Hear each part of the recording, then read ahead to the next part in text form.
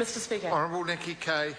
Mr. Speaker, I follow on from the Honourable Tim Grosser and the Honourable Nathan Guy in reflecting on this incident. The first thing that I would say that I have, all members would, I think, agree with is we understand how serious this is.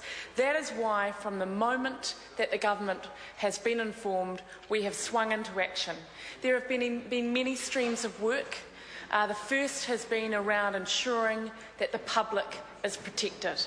And what has been frustrating, as has been mentioned by a number of my colleagues, is that the information did change. But what I can tell the mums and dads of New Zealand is that we have put significant resource in supporting the company who did the recall to ensure that the public information campaign is there. We've committed money to that and we are doing that.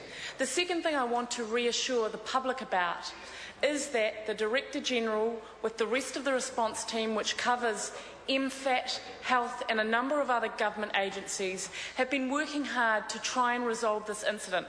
And it has been hard because of the changing nature of that information. But what I want to assure people about is that today the Director-General will be giving an update on the issues of traceability and verification, which is really important, I believe, to ensure that people have confidence. This is a time when government needs to operate on a few fundamental principles, and I believe that we have shown them. They are protecting the public. They are transparency, openness, but also doing everything that we can, regardless of what has been presented to us, to ensure as much certainty as possible. So there is a process underway that MPI are focused on.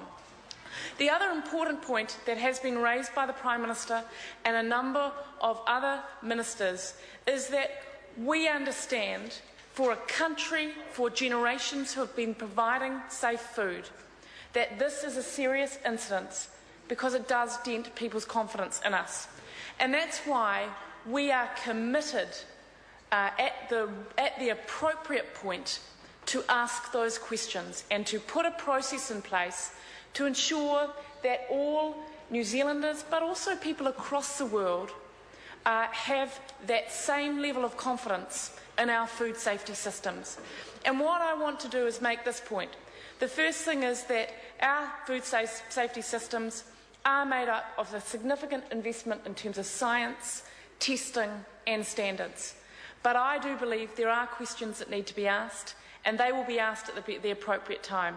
Because what is important to me is a couple of things, and that is ensuring that the parents of New Zealand and abroad get the best possible information when we get it, to ensure that they can keep their families safe. And that's why, whether it has been through the social media campaign, the newspaper advertising that is planned, radio advertising, we're doing everything we can to support that company to get that information out there. We are also, the moment that this was obviously informed to us, we were getting information to posts in other countries to ensure that their regulators could do what they could to protect the families abroad. And I think that's a really important point. Mr. Speaker, it has been a difficult time. I am confident that we will rebound from this.